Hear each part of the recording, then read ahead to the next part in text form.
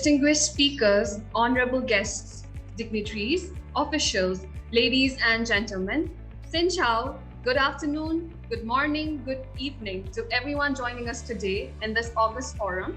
I'd like to welcome you all to the Delta Resilience and Risk Governance Expert Forum, Mekong and Red River, Vietnam, organized by the Disaster Preparedness Mitigation and Management, Asian Institute of Technology, in collaboration with the Living Deltas Hub. I am Neshma Tulathar, postgraduate student here at DPMM AIT, very proud and grateful to be back with all of you in this new year of 2022, and then this forum, the very third event of our series, Delta Resilience and Risk Governance Expert Forum. This is the very first event for this new year. I know it's pretty late. It's already almost at the second week of February, but I wish all of you a very happy new year. Hope this new year brings prosperity, good health, and lots of connecting opportunities with all our participants joining us here today. The Delta Resilience and Risk Governance Expert Forum is a platform that brings together researchers, administrators, administration, policymakers who have been working and invested in the deltas, as we clearly understand the significance of synergizing the work, research, science from the academics with the actual administration, comprising of the plans, policies, strategies, practices, so that we can contribute to coherent actions for sustainable and better future of the deltas in the South and Southeast Asia. The very first two events of the series focus on Ganga Brahmaputra Meghna GBM Delta in India and Bangladesh, raised crucial discussion points on climate change impacts, livelihood, resilience, DRR, communication, delta plans, research, and many others. Our expert forum has set up an example pinpointing the discussion based on catering to the need of the programs, forums, linking research and science to the actual needs of the people, which will be implemented later for the delta dwellers, from the delta dwellers, and by the delta dwellers. The forums have paved the way forward for the GBM Delta, prioritizing the need of improvement in the disaster risk management, disaster risk reduction, availability and management of data and communication, communication on delta research results, findings, and communicating it back to the community. The requirement of interstate and intrastate collaboration, the highlights of COP26, as well as the need to prioritize Delta in the forefront, monitoring of Sdgs, localizing the Sdgs, and many others. So today we've gathered here in the Delta Resilience and Risk Governance Expert Forum, Mekong and Red River, Vietnam. So to kickstart this very expert forum, that is series number 3 of our 4-part series, we have Dr. Indrajit Pal, Associate Professor and Chair, Disaster Preparedness Mitigation and Management, Asian Institute of Technology, Thailand. I'd like to invite Dr. Pal for a welcome and brief overview for today's forum. Over to you, Professor. Thank you. Afternoon. Thank you, Neshma. Already Neshma made my job a little easy, briefing about the background of the program and some extent. So good afternoon, good evening, and good morning. Welcome to third expert forum. As already Neshma briefed about that, it's really a great opportunity for all of us to interact with the researcher and academician and the practitioners on ground, like who are doing research on the different aspects of the Delta resilience related issues. So this particular hub, the Living Delta Hub, is a research hub consisting of more than 100 researchers across the globe, over 25 to 30 organizations, universities across the globe, from East and from Global South and Global North. This project is supported by UK Research and Innovation, that in short UKRI, and GCRF. Is primarily invested in building sustainable delta future in the South and Southeast Asian part of the world, and by the leading science, research, education, and also inclusive partnership with the local government and the national government as well. So this is exclusively interdisciplinary research, and our entire research team is also consist of various researchers from multiple domains. In line with the aim of the hub, the Delta Resilience and Expert Forum, actually we are trying to capture the very crucial component which can connect the science, and also it can be easily implementable. We know like the risk communication is a major hindrance and major challenge to implement the research outcome to the ground level at the governance level. So through these discussions, we are trying to understand the gaps and also trying to figure out and also suggest through the hub, like what are the primary gaps and where the national government can also put more emphasis on the policy, especially for the disaster risk governance. So with the basic aim of this whole series, this is the third one as per the mandate and as per the requirement of our activities. So we'd like to welcome again to all of you. We have very good response. We are also expecting some more participants from various organizations. So thank you all. Also look forward to a great discussion today. Thank you. Thank you so much, Dr. Pal. So with your permission and permission of Chair, I think we can move ahead with today's discussion, important panel discussion we have set up with a line of amazing speakers in hand. So for chairing today's expert forum on Mekong and Red River, Vietnam, please help me in welcoming Dr. Hui Lee, the Deputy Director of the UKRIGCRF Living Deltas Research Hub and the Senior Researcher and Lecturer from the Central Institute for Natural Resources and Environmental Studies, Vietnam National University, VNU, Vietnam. Over to you, Dr. Hui. Thank you. Thanks, Najma and Indrajit a lot for inviting me to facilitate this very important discussion, which is one of the series of the 4 expert forums, as Najma and Indrajit mentioned earlier. So according to the program today, after 3 or 4 minutes for introduction, we're going to have 4 distinguished speakers, and each speaker will have 10 minutes for his or her presentation remarks. After that, we will have 30 minutes for discussion and Q&A section, and finally I will make closing points at the end. As Indrajit mentioned, our Living Deltas Hub project is funded by UKRI and GCRF in late 2018 for 4 years, from 2019 to 2024. However, last year we were facing with a budget cut, but the good news is that we have been confirmed financially to continue the project for the remaining 2 years.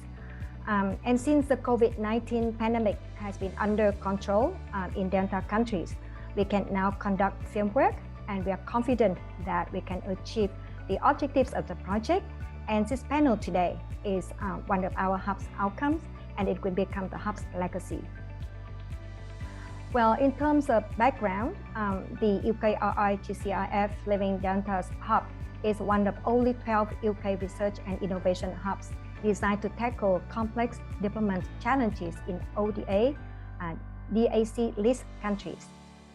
The Living Deltas Research Hub operates across 4 delta systems: the Red River, the Mekong River deltas in Vietnam, the Ganga Brahmaputra Meghna system in Bangladesh and India, and we call these socio-ecological systems. The hub consists of a team of 123 members from more than 20 academic institutions, as Indrajit mentioned earlier. The hub comprises the humanities, art, culture, natural, social sciences, and enables a transdisciplinary focus on natural, cultural heritage approaches to sustainable development goal attainment. The hub captures changing delta trajectories, identify threats, develop a network of stakeholder partnerships, and co-produce solutions for better SDG outcomes. The Living Deltas Hub's aim is to tackle the problem of delta degradation in the face of multiple threats. Those include sea level rise, saline intrusion, mangrove degradation, and loss of coastal buffering, climate change, population rise, land use changes, communities' health and well-being, and sustainable engineering intervention. As you might know, the river deltas comprise just only 1% of the global landscape, yet support over 500 million people. Deltas are vital socio-ecological systems and global food baskets, but the terrain and the livelihoods of those who rely on them are under threat from human exploitation, environmental degradation, and climate change. In Vietnam, in the Mekong River Delta, the rice basket of the country, the natural advantages of the past, and the present development of the delta been changed according to the trend of decline, water resources, and sediment, the rise of saline and brackish intrusion, land subsidence, sea level rise will greatly affect land resources, land use structures, ecosystems, the environment, substantially altering production models, living habits, farming practices, and livelihoods, and life of the local people in the region. Meanwhile, the Red River Delta is facing a range of challenges. Those include large population, high population density, is about 1,400 persons per square kilometer, or 5.8 times higher than the average Vietnamese population density. And this puts a lot of pressure on resources such as water and forest resources. The weather is erratic and often has natural disasters such as storms from the sea and floods. The river is filled with silt, soil erosion in coastal areas, environmental pollution, and more recently, drought and saline intrusion. Due to climate change, these challenges are increasing, more difficult, and more complex. These include floods, coastal erosion, water shortages in the dry season, saline intrusion, extreme weather patterns occur more and more, thus adversely affecting people's lives and livelihoods in the region. The Hub firmly believes that truly sustainable policy can only come about through operation of a model of equitable partnership with Delta dwellers, policymakers, and research community working together from the outset. Our intended outcome is that Delta futures will be better safeguarded through more resilient communities and sustainable development. We understand that only when using both physical and social science in practice can we deliver multidisciplinary solutions to disaster risk in the Red River and Mekong River deltas. And the event today is a very good example to demonstrate that we have worked closely with our partners, our informed colleagues to help translate science into policy and action that aims at sustainable development at the delta level. We wish to explore in particular how we can facilitate this process employing interdisciplinary expertise to allow us to better address the issues related to risk, governance, and management in the Mekong and Red River deltas. As such, we hope all together we can work towards better delta futures. We are looking forward to insightful discussions from our distinguished guests today. Thank you. Over to you, Nashma. Thank you so much, Dr. Wei, for the introduction and defining our measure objectives, our perceived outputs and outcomes for the Hub and for the event today. So with the brief detailing, Dr. Wei has already mentioned about how today's event has been put up. It's a bit different from our last two forums, if the participants noticed, because today we are directly diving into the panel discussion, where we will have a 10-minute quick presentation by each of the panel speakers. We have 5 panel speakers in line today. So we'll have a quick 10-minute presentation from their end, each of them. Then we will be heading for a 30-minute solid panel discussion. So as already Dr. Wei has mentioned, so I'd like to request all the speakers to please note the timings because we have a strict timing and we want to have a better discussion towards the end. So request to all the speakers to please maintain with the timing. Thank you. So today we have our first panel speaker for the panel discussion. We have Dr. Van K. Nguyen, the lecturer at An Giang University, Vietnam National University, Vietnam. He's currently the co-investigator of the DR&RG CRF Living Deltas Hub Research Hub. His areas of expertise include environmental science and management, agriculture, land and farm management, and sociology. Today, his presentation will be focused on understanding Mekong Delta resilience and risk management through Living Deltas Hub. Please help me in welcoming Dr. Kian, ladies and gentlemen. Over to you, Dr. Kian. Thank you. Good afternoon, good evening, good morning.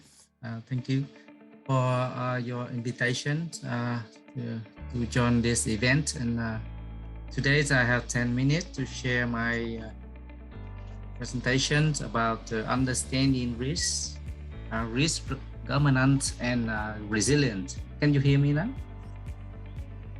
Yep. Yes, very loud and clear, Dr. Kian. Thank you. Yes, that's understanding Mekong Delta risk, resilience, and risk management through the Living Delta Hub. That's I wish to briefly describe and talk to you and share my experience and my team are working in project.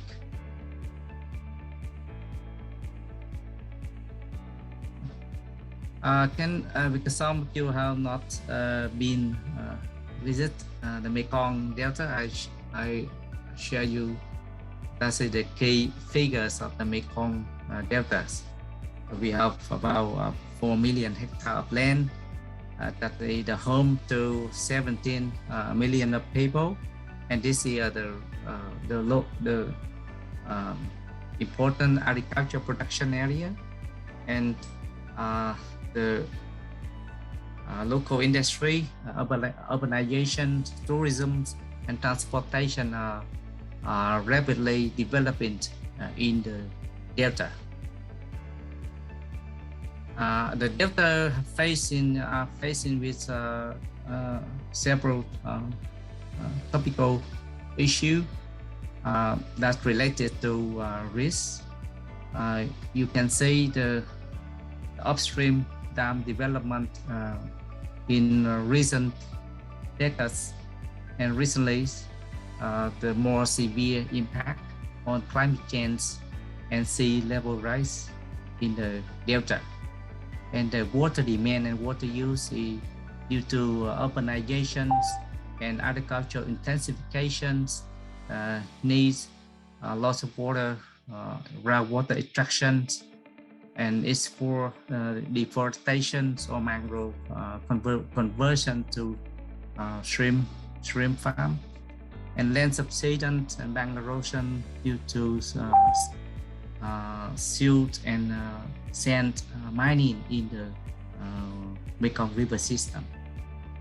The floods and the saline intrusion are also the key challenge for the livelihood of a million people in the delta. That's the issue our government and people, community are concerning about the risk in the delta. However, we can focus on water risk, because anything I discussed earlier is related to water.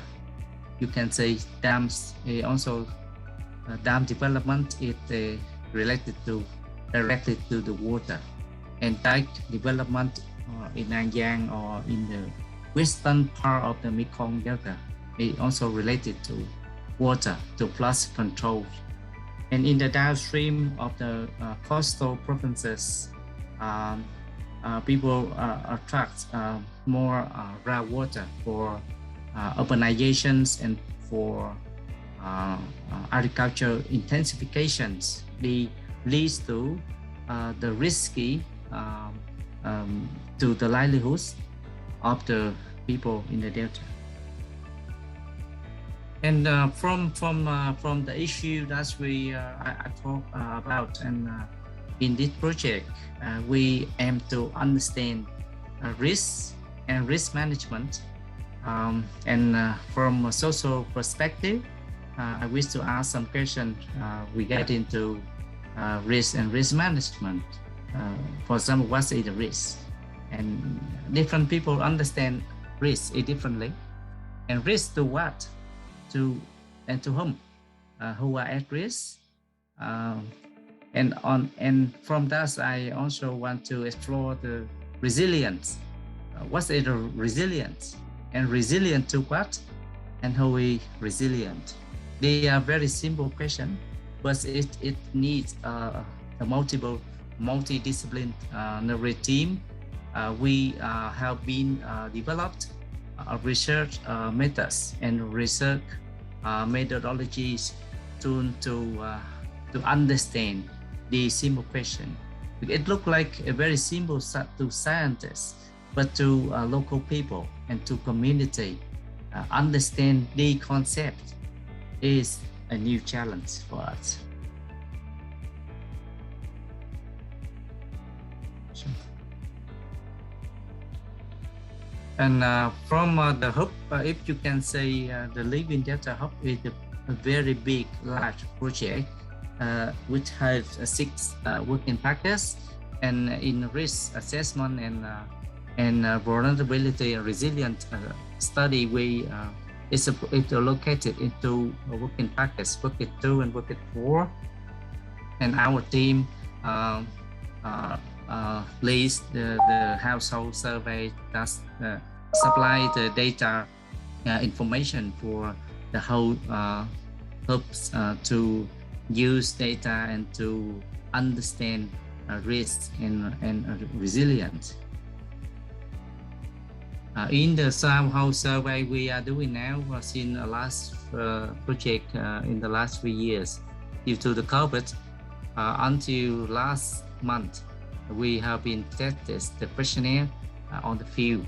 How we work in the collective team from IIT, Red River Delta, Mekong River Delta, Bangladesh, and India, and we developed a very consolidated questionnaire which has 11 sessions. We understand socio-economics, demographic, and water use, consumptions. And session 3 is about perception to hazards and coping with respond to hazards. And session 5 we study about agriculture and food system of the Delta, and food security in section 6.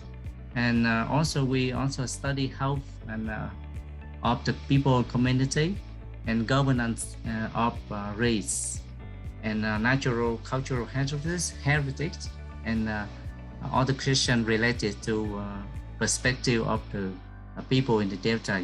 That's the question includes about 20 pages, very long, and need a lot of skills to ask and understand, communicate with the local people. Because this is, if you can see, the 11th session here is capture the wide range of issue and related to risk and resilience in the whole sector, and very complicated and very challenge for our team too. And so far we last month, early last year, just early this year, we went to the field. Our student from Anyang University and researcher visit the field. Even during COVID, we've come to see farmers and ask questions, interviews. Each student can do 2 questionnaires a day. It takes a lot of time.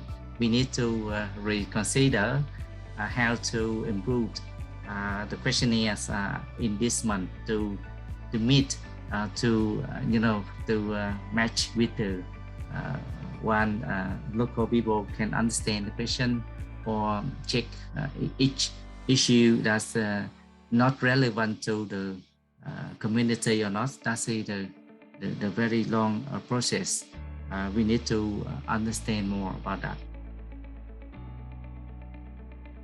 And the next step, because the project is ongoing, we do not have the data yet. We cannot say anything about the outcome or the initial. Please, Dr. Kian, Yeah. I'd like to request you to please sum up, because Yep. we might run a bit late. So thank you so much. that's in the end of my question. The next step, we do analysis and continue work with the different working package to analyze and to find out the what's it to answer the question. I hope that's it, our work so far. Thank you. Thank you. Thank you so much, Dr. Kian, for being exactly on time. So now we will be moving on to our second speaker for the panel discussion. We have Dr. Parimita Mohanty, the Program Management Officer, Renewable Energy at the United Nations Environment Program, Asia Pacific Office, Bangkok. She has more than 18 years of experience in sustainable energies, women's entrepreneurship and climate change. So please help me in welcoming Dr. Mohanty, ladies and gentlemen. Over to you, Dr. Mohanty. Okay. Thank you so much to all of you. Good morning, good afternoon, good evening, depending upon the location, wherever you are. And it's my privilege to be here in this today very interesting discussion, I would say. And maybe my presentation would be quite different than the rest of the panel, and I hope that you will enjoy this. So I am going to present more on renewable energy, women entrepreneurship, and climate resilience. So I would try to bring three aspects. One is how renewable energy can be used for women entrepreneurship development, and how renewable energy can bring more climate resilience for the societies. And of course, the third one is the co-benefits and the climate mitigation angle related to it. So these are the three aspects what I would like to cover today. So under Empower, that is one program which is jointly implemented by UN Women and UNEP, United Nations Environment Program. Under that program, we are implementing the project called Empower, which is mainly Women for Climate Resilient Societies. And under this program, there are a number of themes: gender equality, human rights, climate change, disaster risk reductions. And one of the components is focusing on renewable energy, climate resilience, and women entrepreneurship. So I would present more on the renewable energy component, what I meant. And under that program, where are we working at this moment? We are working in 3 countries, including Vietnam. And you can see the locations where within Vietnam where we are working. Of course, we are also working in Central Highland area, which I haven't mentioned it here, but that's another addition what we have done under the Empower program. So now I will come to all those 4 pillars where the Empower program is focusing upon. So as I said, it's focusing on renewable energy as a tool for climate resilience and as a tool for women entrepreneurship development. So the 4 pillars where we are working is on policies and plans, capacity development, pipelines and business models, and access to finance. So those are the 4 different components. However, I will start with the pipelines and business models. That might be interesting for you to see the ground reality, the results, what we have found out so far. And then I will come back to policies, capacities, and access to finance.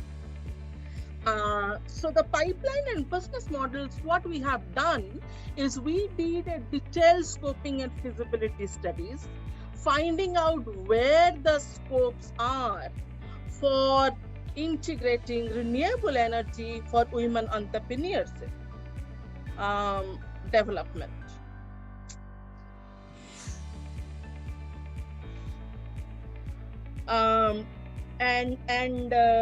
And we come out with a number of business plans.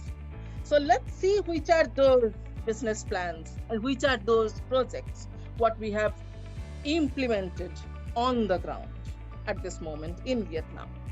So we have lots of drying projects on the ground. What is the climate change angle into this?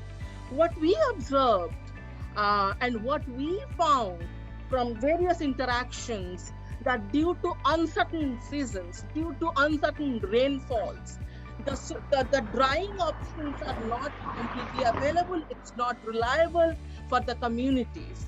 And particularly in those forest fringes areas, because of this cloudy seasons, uncertain seasons, they are not able to get proper drying for the agro products. So what we have done is, of course, we have then implemented number of solar drying options. Those are for bananas and other fruits, and involving the women communities. So you can see the photo from our actual sites. There are certain details here. I will not go into these details at this moment because of paucity of time, but you can see the kind of benefits, the kind of direct beneficiaries for each of the sites. So that is another drying options, which is on the shrimp drying, because fishing and fish drying has been one of the very reliable or a kind of business for women in Vietnam. So this is again the solar drying option what we have put there. This is a kind of herbal products that have been again produced, and for which solar PV panels have been used. A number of women are involved here. So you can see number of sawdust pellets making through biomass. Again, that's a requirement and where women are being involved. Mushroom and cinnamon drying. Probably I will stop here for a moment just to say that this is a huge solar drying system where 114 women in a cooperative has been involved. They installed the systems, and at this moment they are getting such a good results because of the uniform heating or drying what they are getting from the solar drying options, which increases their productivity or the end productivity and the profitability. This is another example where the water heating system have been used for rice noodle productions, for rice noodles drying. So all those different varieties of livelihood generations or enhancement by involving women have been possible through the introduction of renewable energy options. Again, herbal tea drying. So there are plenty of examples. Similarly, cold storage. We have implemented number of cold storage for fish, for fruit, all those kind of storage options. Irrigations. Again, this is another options. The earlier analysts have mentioned about the drying, the drought, that's happening in the Mekong Delta region. So we have implemented number of irrigation projects with the drip irrigation facilities covering almost around 5 acres of land and involving around 65 women, out of which 25 women are involved for the irrigation and the vegetable cultivations, and the rest are involved for the vegetable drying and storage kind of things. So these are the kind of facilities which have been installed based on the climate change impact and the climate change challenges that have been there in different provinces. And of course, besides this livelihood generation activities, we have also introduced selling of renewable energy products and services, for example, solar lights, home systems, rooftop systems, water heating systems, those kind of things, and creating lots of income generations and job creations. And you can see how important this has been, particularly in the COVID situations, and how much job that has been created. So what we observed that in Vietnam, we have implemented somewhere around 16 different kind of livelihood generation options, creating somewhere around 40 new jobs for women, and involved and benefiting somewhere around 300 women directly, and of course maybe 500 women indirectly. So now what is the message that what I want to give it here is, renewable energy definitely can play a bigger role for creating climate resilient livelihood options creating women and bringing the gender equality angle into this. But where is the challenge? The challenge is we just don't want to have a one of its kind project somewhere. We want to upscale those. And for that, what we need is policies and plans. And what under Empower project, what we did is we have developed provincial action plan for renewable energy and women entrepreneurship, bringing climate resilient livelihoods.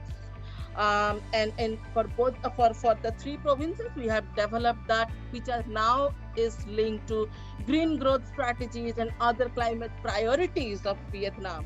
So there is a possibility of bringing more government funds and other funds, developmental funds into this and expanding this kind of activities. Capacity development, so we have come out with number of modules, need-based, tailor-made modules, training modules, and provided training of trainers to women and on business, on financial literacy, on technologies, and different kind of aspects, so that this intervention should be much more sustainable. Access to finance, we have been talking about it, and it's so much related to the resilience, women's resilience towards climate change. It's so much important because, currently women, they don't have any access to resources. They don't have any control over assets. So since they don't have assets in their name, access to finance have been so difficult for them. So what we did in Vietnam and other countries is creating a kind of dedicated credit lines from where women can access affordable finance and implement this kind of projects and can improve, enhance their resilience towards climate change. So this is something what we have done in Vietnam, and currently we are started doing the socio-economic actual impact of these interventions, and we'll come out with more results and findings, challenges, learnings, what we can definitely share in future. Maybe just to conclude to my points, what we would say that in order to move this project into a programmatic mode, what we need is policies and plans at the grassroots level, evidence-driven policies and plans. So the feedback from the ground can feed into the national policies and plans clearly. Second, we need to have cadre of trainer, cadre of champions who can then advocate for renewable energy-based climate resilient livelihoods. The third is we definitely need more public and private finance, which can support women entrepreneurship, renewable energy, and climate resilient livelihoods on a scale, at the country level. And this is something, and for which we need networks to come forward. We need several groups, research groups, living labs kind of hubs to come forward and work together as a community and getting the results in a more sustainable and scalable manner. And just to conclude, I would say as a next step, as I already mentioned, socioeconomic assessment is something what we will do. But beyond that, we are also developing 2 e-learning modules on online sales and marketing and the technical aspects of renewable energy for potential women entrepreneurs, bringing the resilience angle into it. And we would definitely love more participation of women in those training modules in future. With this, I will stop here. Thank you so very much to all of you. I don't know whether I have exceeded the time or within the time limit, but I would definitely stop here. And I would see if there would be any questions for them. Maybe I'll take that because probably I have to leave a bit early. If I will not be able to take your questions, then definitely I will take those questions later. Thank you so very much. Thank you so much, Dr. Mohanty, for describing about the initiatives going on Empower, as well as highlighting the key recommendations from your end as well. So here, please request to everyone to please post your questions in the chat box, as Dr. Mohanty has already mentioned about it as well. And the questions, if she will not be able to reply right away, we will personally email her and circulate regarding back to the audience as well. So next in line, we have Dr. An Wu, who is a postdoctoral researcher at the School of Geography, Politics and Sociology at the Newcastle University, UK. She is an environmental social scientist bringing expertise in development studies, political science, geography, and anthropology. Her presentation today will be catered to Delta resilience in the context of SDG localization, lenses from Vietnam. Over to you, Dr. Wu. Thank you so much. Thank you, Neshma. Can you hear me? Yes, doctor. Thank you. Perfect. Thank you, Neshma. Good morning, everyone, and good afternoon to our colleagues in Asia. It is my pleasure to be part of this experts forum to discuss with you about governance of climate change response and Delta resilience in the context of SDGs in Vietnam. And for over the past 5 years, there is a significant policy debate on resilience and SDG localization. And as you already know, SDGs are supposed to be a universal agenda applying globally to all countries, but also supposed to be nationally owned and implemented. And there are three interconnected dimensions of development in SDGs: economic, social, and environmental. And these components are indivisible, meaning that you cannot realize the SDG agenda without realizing it as a whole. So what are the relations between SDGs and Delta resilience? And the existing literature indicates that deltas have complex socio-ecological systems. They are vital to supporting lives and livelihoods, but they are very vulnerable to human and climate change impacts. So a key message that we want to highlight here is that the relationships between delta resilience and SDGs go both ways. It means that building delta resilience is important for achieving SDGs, and SDGs also seem to come together to build resilience of social and ecological components for deltas. So what's critical for building delta resilience is that it needs to be genuinely informed by context specificities, because deltas are so specific, and it needs to be grounded in gender sensitive approach, because we know that climate change impacts are not gender neutral. Therefore, building delta resilience needs a nuanced understanding of these gender dynamics in order to be successful. In the next few slides, I would like to draw the attention to some critical insights into the delta resilience and SDGs in the Vietnamese context. And it can be said that at the global level, Vietnam has been quite actively engaged in the international dialogues and agreements on climate change action. And at the national level, it has set up institutional structures and policies to respond to climate change. There are some concerns that I would like to highlight. First, the climate change response policies in Vietnam do not recognize delta as distinctive socio-ecological systems. And delta is also absent in the national SDG implementation and review.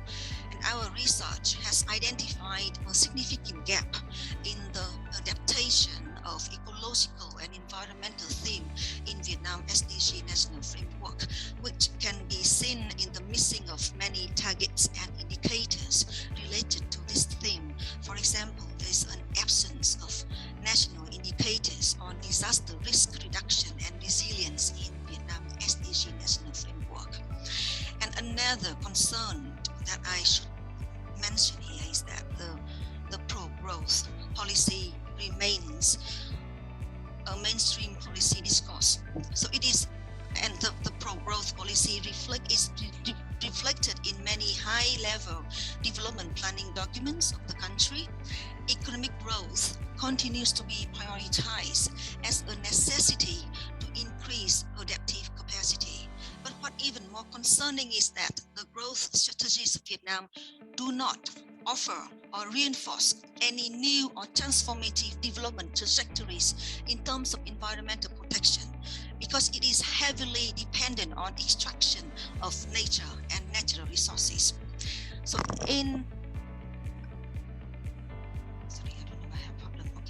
So in this slide, I will focus more on governance to be in line with the theme of this expert forum. And because governance is a thematic issue that is not addressed well in the Vietnam SDG national framework, when many important governance indicators on human rights and accountability are missing.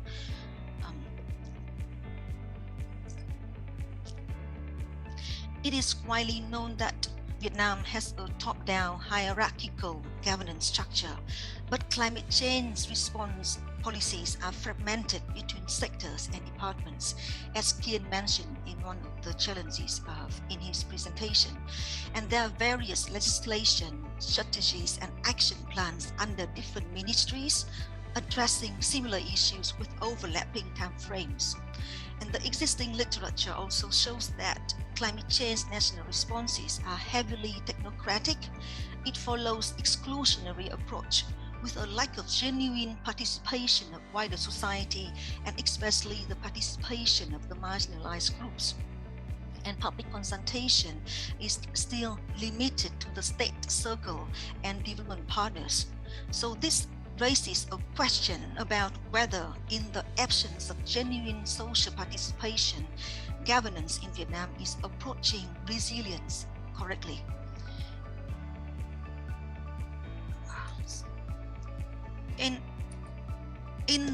So in this slide, I want to talk about the gender equality in the climate change response in Vietnam, and why I want to focus on this thematic issue, because as I highlighted from the beginning, the impact of climate change on women and men is not the same.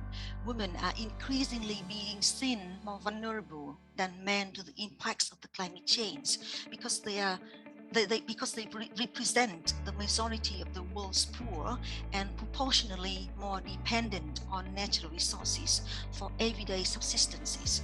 So climate change impacts are also closely related to the gender norms and gender division of labor for women across the world. For example, women tend to be responsible for collecting water for their families.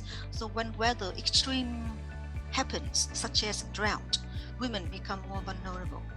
So in spite of their vulnerability, women are seen as distinctive and active agents in climate change response. In Vietnam, we can see an increasing feminization of agriculture and migration, where there is 64% of working women in rural areas compared to 53% of working men, and women also account for 52% of all domestic migrants in Vietnam. So in terms of post-disaster assistance, most of post-disaster cleanup and recovery work is done by women, but it is unpaid work. And the majority of female farmers are self-employed, but they do not have any access to social protection regimes, which make them more vulnerable and insecure. So you can see that women play a crucial role in climate change response. Therefore, there is a need for gender-specific approach to climate change adaptation and resilience building. But the way gender equality is treated in climate change policies in Vietnam is striking. In the SDG national framework of Vietnam, many targets and indicators promoting gender equality are not adapted. And in climate change policies, gender power dynamics is overlooked, and gender equality is not addressed properly in climate change adaptation and disaster risk reduction. And at present, the mainstream climate change policy discourse is still male-dominated and patriarchal. Women are underrepresented, especially ethnic minority women. They are continually seen as victims, but not as crucial active agents in climate change adaptation and responses.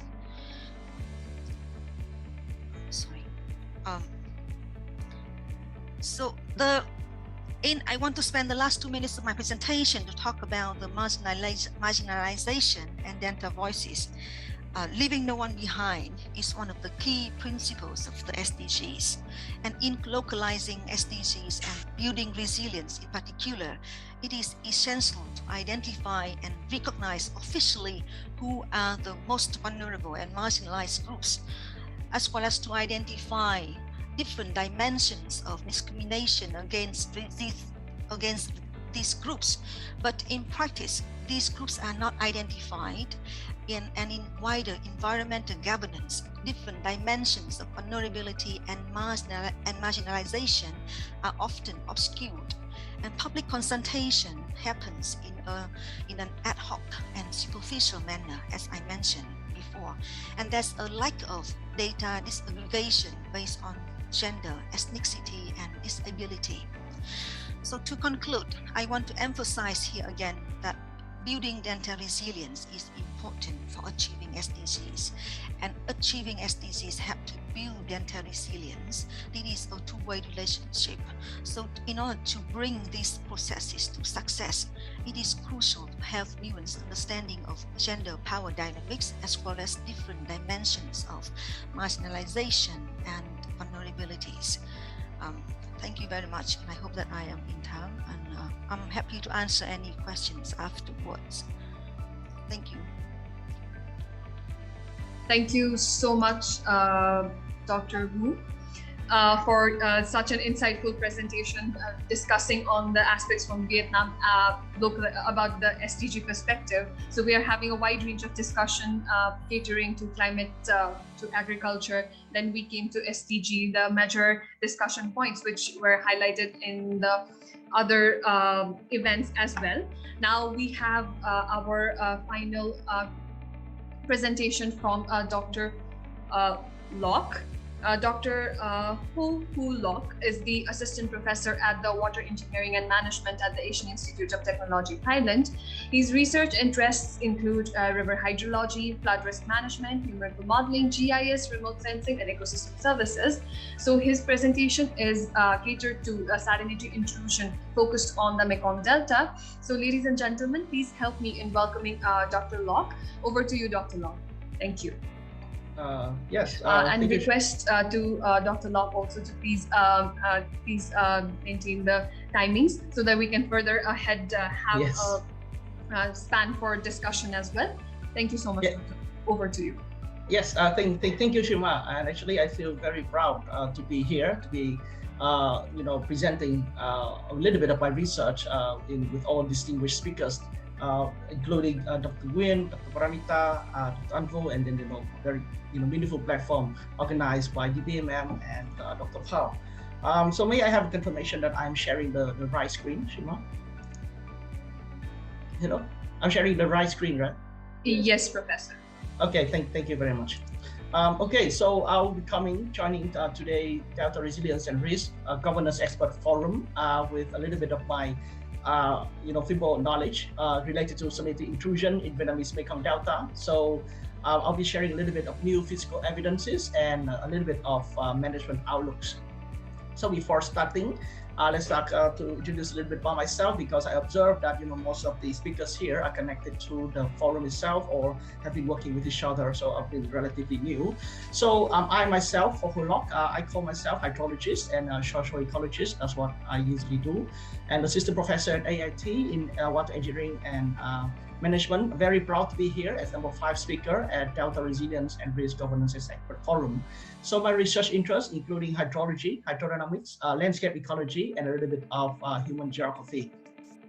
So coming to today's expert forum, I will be sharing a little bit about the 2020 saline water intrusion that I think our colleagues here in Vietnam have been well aware of. Then from that particular event, I will draw the discussion towards main drivers of salinity intrusion, keeping in mind that these drivers are far from exhaustive. I'm just presenting some of the physical evidences to back up this, I think, would be the main drivers, and I'll be looking forward for comments and suggestions to make this list more comprehensive. Then how this salinity intrusion has reshaped the agricultural landscapes will be discussed in one slide, and finally some management implications.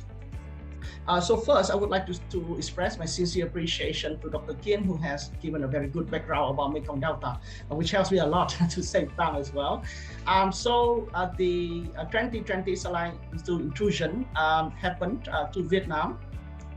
And for this particular event, they show in this graph that I'm making a comparison with some of the notable events in the past. As you can see here, this is showing here, it is the salinity isoline. So you see here, it's intrude quite deeper inland compared to other previous events in 2016, 2010. Of course, as on the west side, it's not as much, but on the right side of the East Sea, is relatively deeper.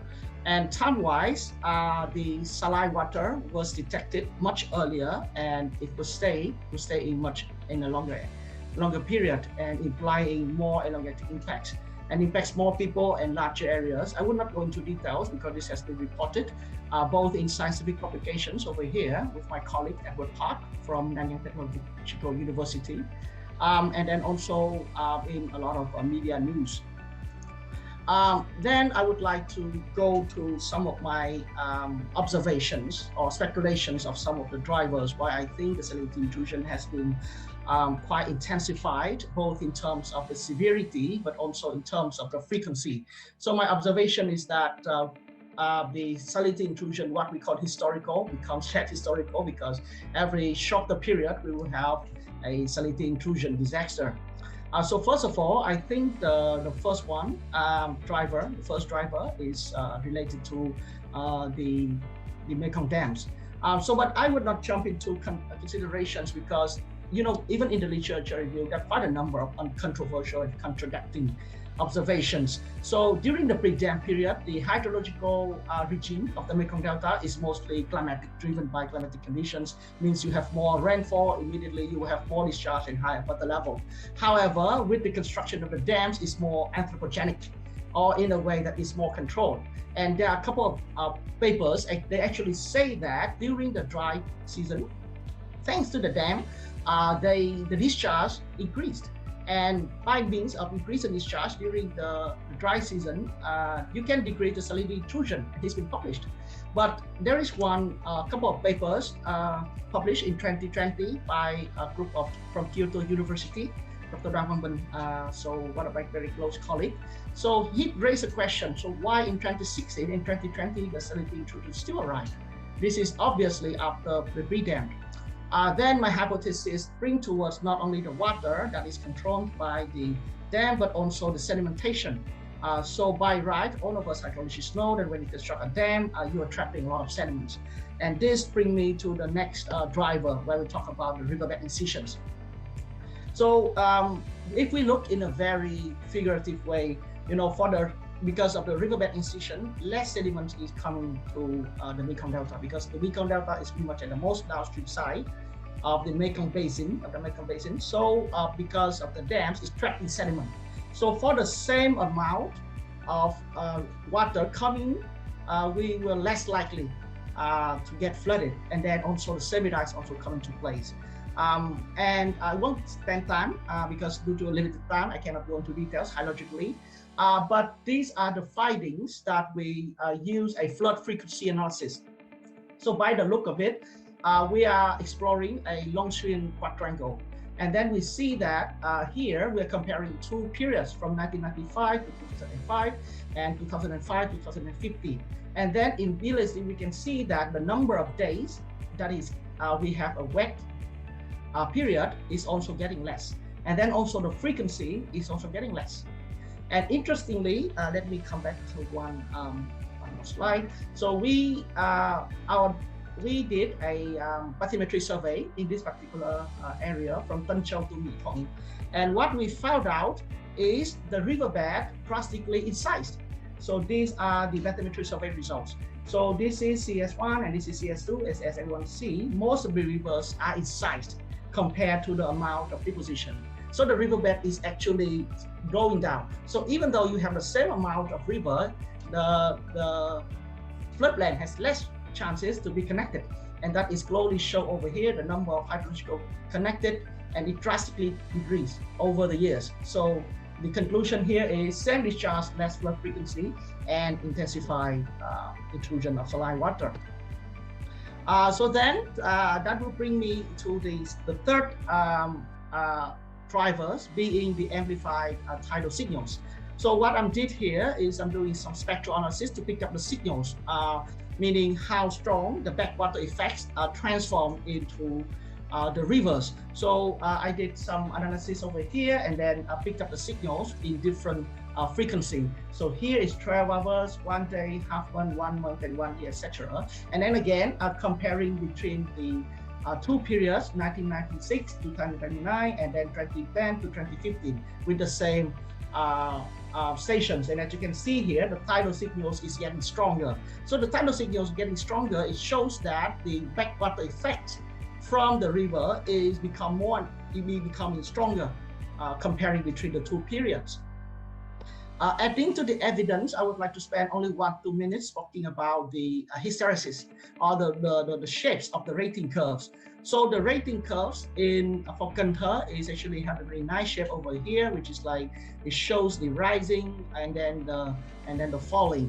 Typically in March, October for different seasons, and then the falling typically in November and February. So what is interesting here is for a same Mekong, you see, so 2002 and 2016, you see a very big change, because in 2016 we have a big gap over here. So this represents the drought. Similarly, in Cần for the same period, we have a drought over here. And I did some comparison of the rating curves analysis between the 2016 and 1998. And what can tell you here is the rating curves between the daily average water level and the daily discharge. So what we can conclude from these figures is that the separation of Hector's 0.2 droughts in 2016, which already reported, and significant drop of discharge for the same water levels. So it means that for these two stations, for the same discharge, the water level actually drops. And this is again in line with the drops of the riverbed incision. Finally, and then I'm moving on to the agricultural landscapes reshaped. So because of all of these changes in geomorphology and river hydrology, there is a signal of shapes, reshaping, I would say, of agricultural landscape. So Dr. Tien and other colleagues who has extensive experience of working in agricultural landscape of Vietnam Mekong Delta, we all know that the Vietnam Mekong Delta is a rice focus areas. But what I picked up is that the triple rice crop is no longer the most prominent. It means that the farmers are trying to not cultivate the third rice because of having less water. And this has been proved by both the remote sensing and also national statistics, also in the same long stream quadrangle. How am I doing regarding time, Shima? How many minutes I have left? Yes, Professor. I'll request Dr. Locke to please wrap up so that we can head for the discussion. Yes, and we can talk more on there as well. Thank you so much.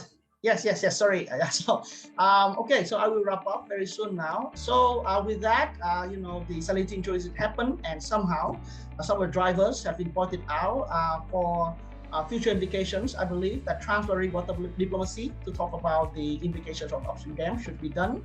And then we should somehow work together to halt the delta from sinking, also the line subsidence and the riverbed incision. And we have to join forces to move forward into for this push forward the mainstreaming of ecosystem services, of ecosystem-based adaptations, such as the brown rice rotational crops to cope with the salinity intrusion increasing. So note the rice focus will no longer be the business as usual. And finally, in order to do that, I believe that we have to cut not only discipline, but also the languages. And over here, I put a thank you in several languages, that we have to break several barriers, starting first with languages, to work together for a more resilient deltas of the world. Thank you very much, Sharma. Back to you. Thank you so much, Dr. Wei, and thank you so much, Dr. Locke. And thank you to all our distinguished panel speakers today who presented their part of expertise and their experiences. And it has been an insightful and enriching learning for me, as well as all the participants here. So without further ado, let's head to the main show, the main session we've all been desperately waiting for. So over to you, Dr. Wei. The floor is all yours. Thank you. Thank you very much, Nashma. I would like to echo Nashma saying that thank you so much for our distinguished guest for very insightful discussion. And now we move to the our discussion section. So I have seen some questions in the chat. So I would like to pose the first question to Dr. Tien. It says one PhD student from Indonesia, he would like to ask about the method to collect data related to aspiration, individual aspiration. So could you please just respond to that question? Thank you. Thank you for your question. That's our team work collectively in the big team and to design questionnaire structure questionnaire.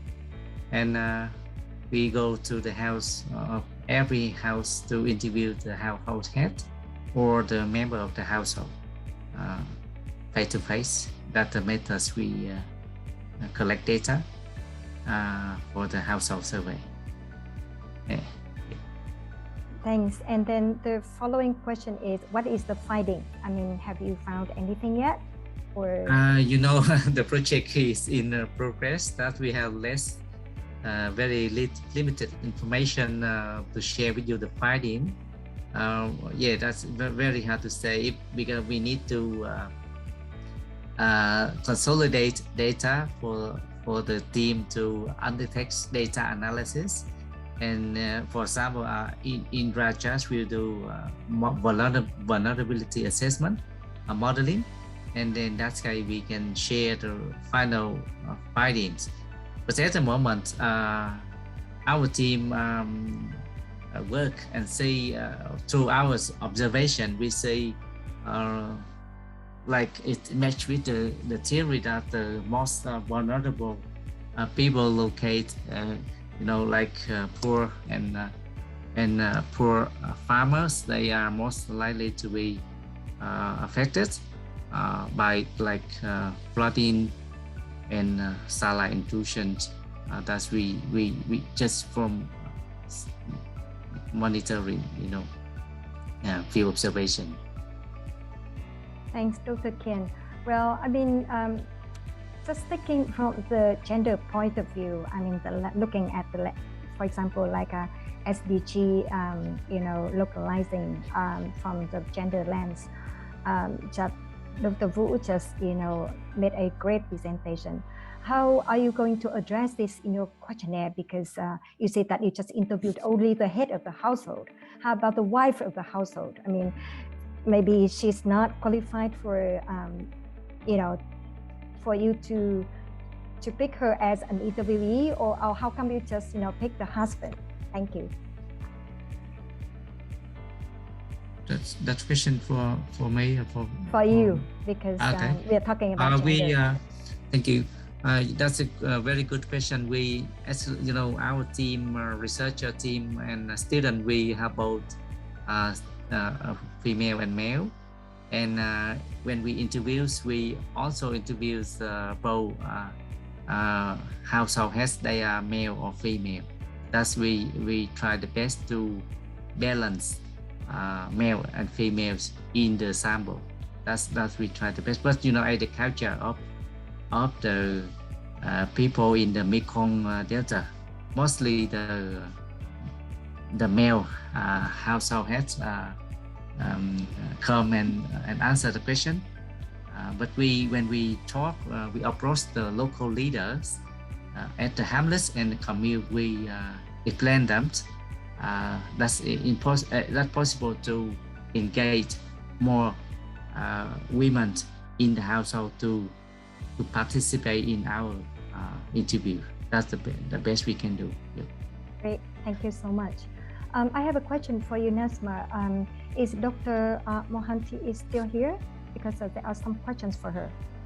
Actually, Dr. Mohanty has already left the meeting, but she has mentioned to keep the questions to email her and circulate back so that we can write back to the participants. And also, sorry, Dr. Wei, with your permission, I'd like to request Dr. Ian to please turn on the video so that we can add you to the panel here. Until you turn on the video, it's not possible. So we'd have to listen to you remotely. So a small request. Thank you so much. Thank you.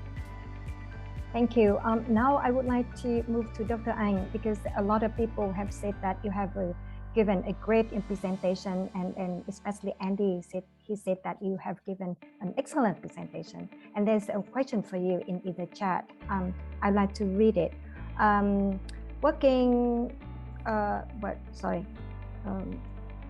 Question to Dr. Anh: if SDG climate change approaches in the Red and Mekong deltas are heavily technocratic, what is the potential role for locally led adaptation and inclusion of locally rooted knowledge / cultural heritage?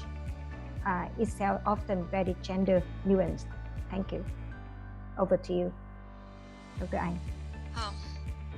Thank you, Dr. Huệ-Lê. Thank you, Professor Andy, for giving me this question. It is very insightful and good question. Obviously the climate change responses and SDG localization. So obviously the climate change response policies in Vietnam are highly technocratic, and it raises a strong need for the locally led adaptation and inclusion, and with the attention, with the strong attention to with the strong attention to integration of local knowledge and cultural heritage in this process, and this will help to break the gender inequality, because it's more inclusive, it's more participatory, and it comes from the bottom up. It advances the bottom up approach, so it will help to challenge the highly technocratic and patriarchal practice in climate change response in the delta context like Vietnam. So it opens up a lot of windows and opportunities for promoting local knowledge and locally led adaptation. And I think this is one part of the one key part of the living delta hubs that we are working to develop, to incorporate the local knowledge in policy decision making process, especially in building delta resilience and climate change response. I'm not sure if I have responded to Andy's question, and there's another question about Andy's question that someone asked about if there is any special efforts to help improve women's access to resources, or to give them voice in talking to state agencies to build resilience. So to be fair, the government of Vietnam has done a number of important things, and I think after this can help me to contribute. For example, in land law, in the land law, in the revised land law, women are given the same right in land land use ownership. So men and women, wife and husband, have equal right in the land ownership. So I think that is one important positive sign in helping women to get more access to resources. And from the civil society sector in Vietnam, there are a lot of efforts going on to help to challenge the gender norms in the society, because this gender norm is socially embedded, is culturally embedded. So we need a lot of actions and participation from civil society sector to break down this gender norm, that women and men have equal opportunities and should have equal access to decision-making power and decision-making processes. And a lot of efforts going on within the civil society sector. And I think one recommendation from the development partner is that when there are a lot of projects from the development partners, from international organizations in supporting women, but they need to make more effort in reaching out to the NGOs, to the civil society sector, be outside the state circle, because at this moment they still focus on working with the mass organizations. These organizations are still within the state circle. So I think to really make a change happen, we need to work more consult, more attentively with the local, with the grassroots level, with the organization outside the state, like NGOs and community-based organizations, to help women to have a genuine voice in policy decisions. Yeah. Thanks, Dr. Anh. There's another question for you before we move to the next speaker. It's about ethnic minority groups in Vietnam that you mentioned in your presentation. But the question is that, are there other axes of social differentiation also with which gender intersects in shaping differential vulnerability to climate change?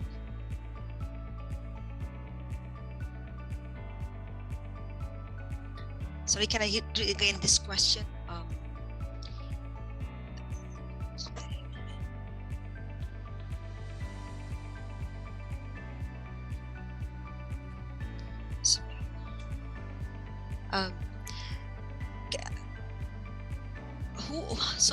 Who is asking this question? Can you paraphrase what you're trying to? I'm sorry, I don't think that I can capture the nuance of the question. Can you elaborate a bit more? I? Yeah, okay. So that's a question from that I have asked. So so gender is the differences between men and women, right? Yeah. But among women also there are many other differences. Yeah, so there are like rich women, poor women. Like in India, we have upper caste women, lower caste women. And you mentioned about ethnic minority groups. So what I wanted to know was, other than the ethnic minority groups, are there other differences within women, important differences within women that influence their differential vulnerability? That is a very good question. Okay, if I understand the question well, I will try my best to answer. So the gender or sex or biological sexes, or I think gender division in Vietnam now, let's say LGBTQA society, let's say, okay, it is Vietnamese society and Vietnamese institutional structure is quite open to these diverse groups, not only men and women, but to LGBTQA society.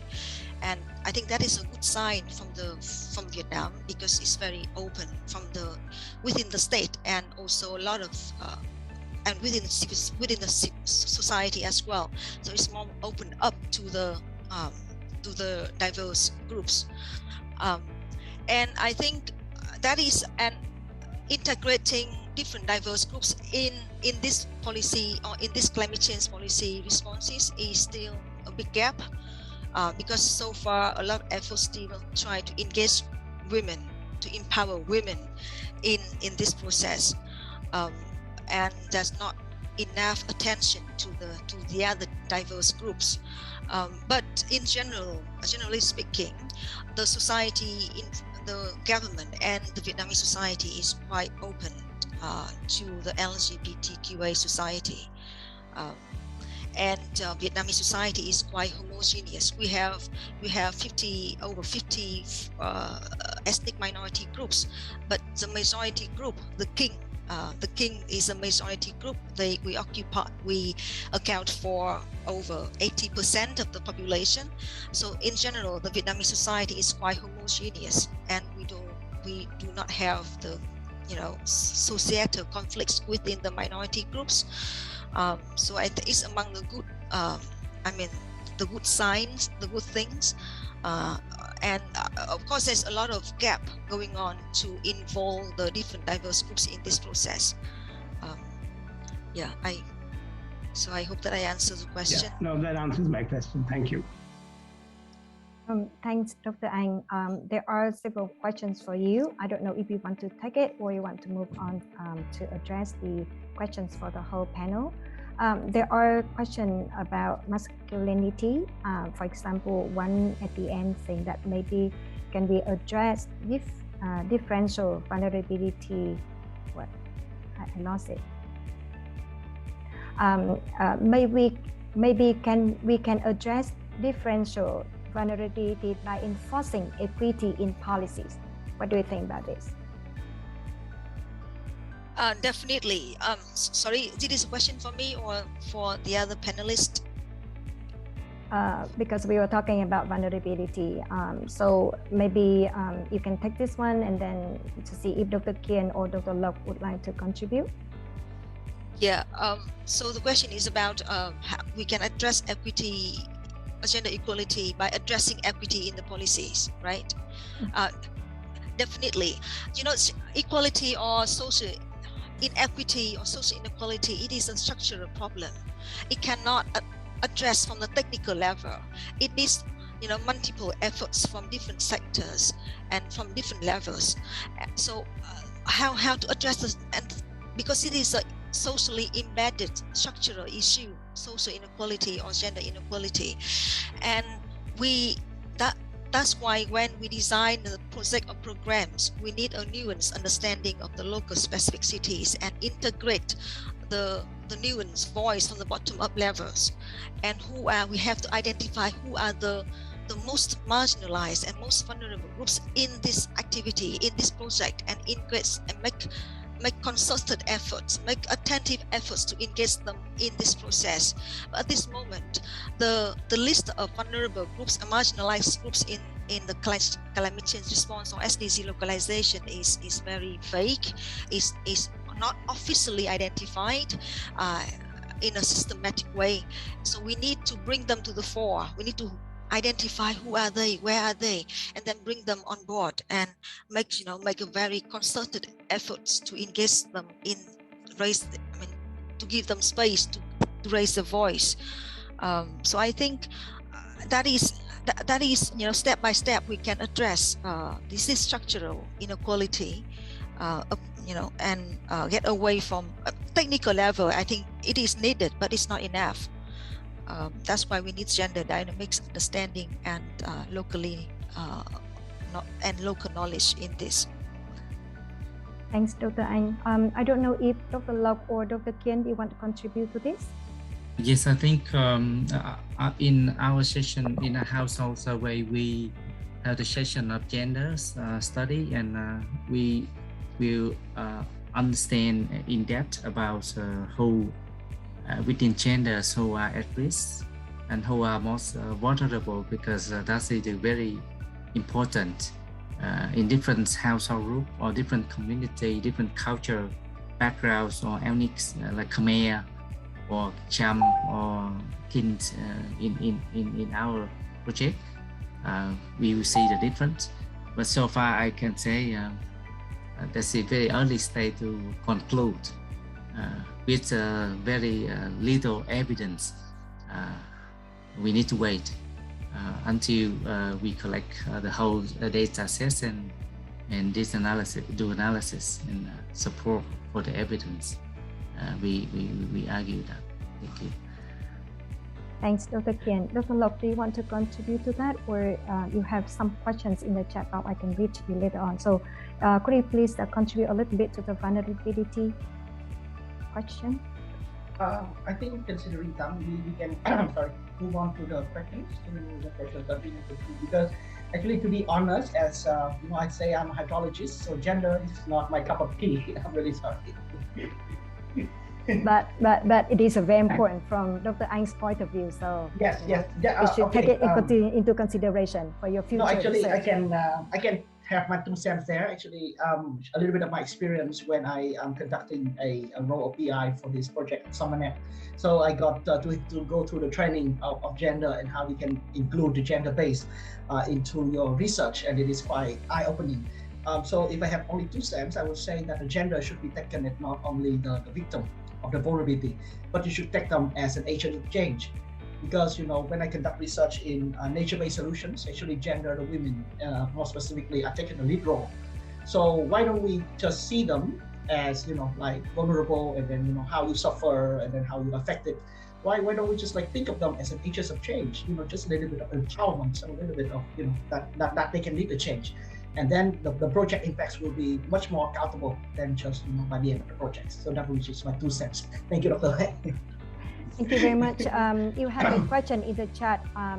How do you see the role of nature-based solution in Vietnam towards future delta resilient building? Yes, thank you, Dr. Hue, and then my sincere appreciation to Professor Andy Marsh for this very, I would say, exciting nature-based solutions. I was waiting for someone to touch upon this nature-based solutions, because from my reflection, nature-based solutions is an emerging term.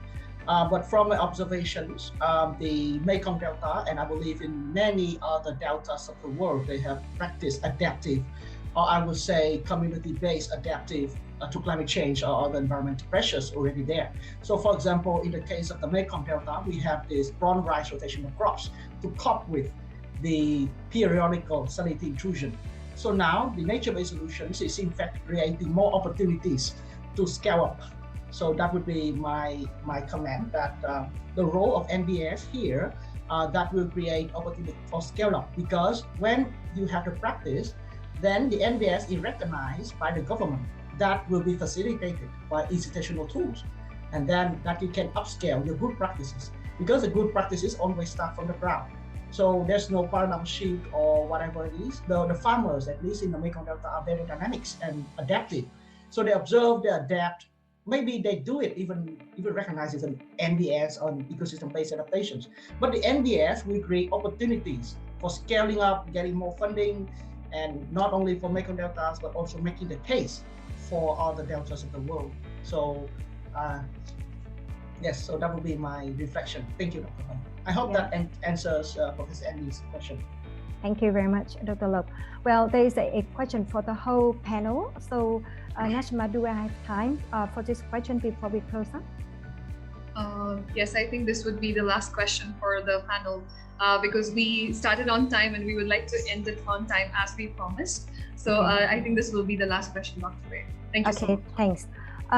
The question is, working in a interdisciplinary way has been argued to be central to understanding delta resilience and sustainability. But how do we weave together different insights drawn from quite different methodologies and disciplinary and disciplines in a coherent manner to generate an overall holistic and integrated picture of what is happening? Sorry, it's a very long question. For example, how would you connect hydrodynamic modeling and SDG localization? So the question is, this question is for the whole panel, so I don't know who would like to take it first. Dr. Lộc, you are smiling, so yeah, please go ahead. Okay, so I believe this question is also from Professor Andy, am I correct? No, from a different person. Okay. So actually, why I smile is because actually we are facing the same problem with an FAO project that we are conducting actually. So what we are trying to do is we're trying to monitor the NBS. So we are coming up with different indicators, and then when we are monitoring, then different disciplines will come to the picture. We have hydrology, we have landforms, of course we have social economy, and we try to fit this one with the SDGs for each indicators to fit with the SDGs. But now the challenge comes: you are combining apple and orange. Is that you are combining, let's say, stream flow with number of populations. so I think the approach I would say is not only multidisciplinary, but should be transdisciplinary, being that we're gonna have the willingness to step out of our shell. Hydrologists also step out, talk to social economists. Social economists try to understand how the water flows, and from there, the transdisciplinary can match. So I think that would be my experience in conducting this research with FAO. Thank you, Dr. Fay. Thank you very much. Anh and Kian, do you want to add anything? Thank you. I have little experience to integrate social economics and hydrological data in research, but we have integrate different disciplines from, for example, from social science, food scientists, and ecologists, anthropologists, different scientists to implement the organic farming project. For example, that's the one we are working. We work with the business, private company, government, and different actors. And we need to, because when we work about food, we understand the food science. But our team, we need to integrate or collaborate with different experts and even the local business and enterprise, they have very good insight about how to promote organic food. That's the way we work in our hub to promote organic rice in the Mekong. That's the way we adopt a natural based solution for the Mekong Delta. In this presentation, I have only 10 minutes. I cannot talk a lot. Risk and resilience is part of our work, but we did a long-term practice and collaboration with different actors. For example, out of project before we another project, not this one, but this one I hope. Another project when we start with the farmer sold only 5,000 dong per kilo of floating rice, but now they sell 16,000 dong per kilo. That's a real indicator. You can see what we have done to improve the income and the livelihood for community by working together with government, with private sector, with different scientists from our university. And I hope in this hub in the working package too, and in the Living Delta, we build on that and to strengthen and scale up our work in the coastal provinces of the Mekong Delta. And when you host the workshop in Vietnam, you will eat organic rice and organic shrimp. That's in my measure, my real measure. Thank you. Yes. So thank you very much, Ken. I think we don't have much time, so sorry, Dr. Anh. Sorry if you have anything to contribute, but I would like to end it here. Or you want to talk? Just very quickly, adding very quickly. So I agree with Ken that is what the package 5 in the Living Data Hubs we are trying to do is transdisciplinary knowledge in the package 5 when we try to conduct localization work in the data context. So what we have done, it is we have different expertise from different backgrounds, and the first thing we have to do is to be honest with each other about our own ivory tower, and we have to challenge our own expertise, and be honest to each other about what we have, what we can bring together to the table, and to work together with the NGOs, with the different stakeholders, as Ken said.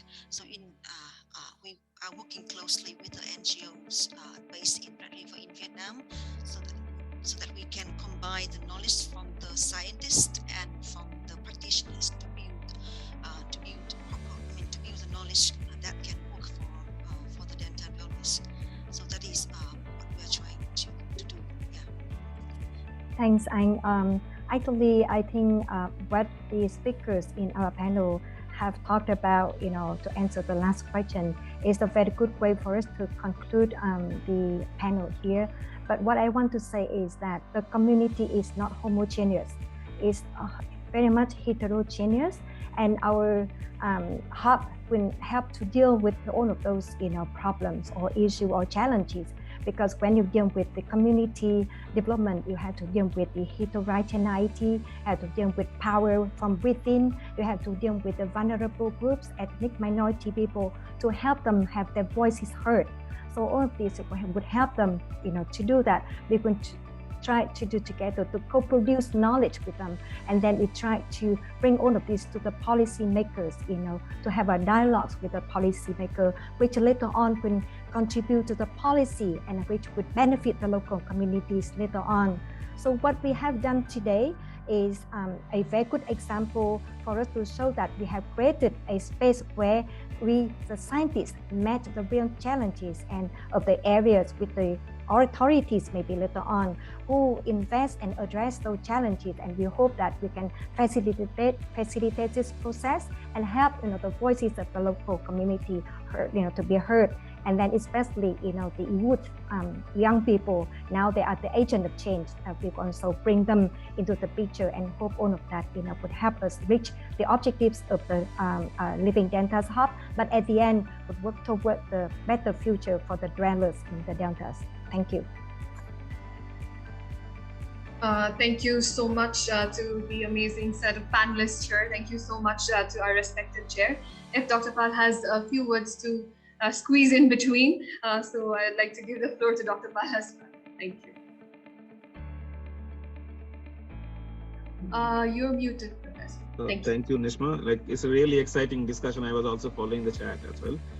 So I was going through the part from at least, I believe, like 20 to 25 countries participated from this, and many of the senior professionals also participated. So it's really an honor for us as well to organize, and we got really good appreciation. And it's a real challenge what Hue mentioned, like it's a heterogeneous community, and already we have evidence-based approach. Actually, in the hub, we are trying to do some evidence-based approach. Also, Anne clearly mentioned in her discussion. So we have a very great team, and Adam also asked about the interdisciplinarity, about the whole process. So whole hub, I mean, Andy as a hub director and PI of the project is also here. So I think we'd like to emphasize, like, this particular hub is a very large hub as per the GCRF context also, one of the largest hub, I think, research group. And it's a really, really interdisciplinary research we are trying to do for the Delta community. We hope like it will be really helpful to develop some of the pertinent issue covering in the policy level. So with that, maybe we can conclude, and we'll look forward for the regional and final forum very soon. We'll announce that very shortly, and thanks to all the panelists, and especially Hue for squeezing time and matching the time zone as well. Timing, this is very odd time for some of you. Thank you.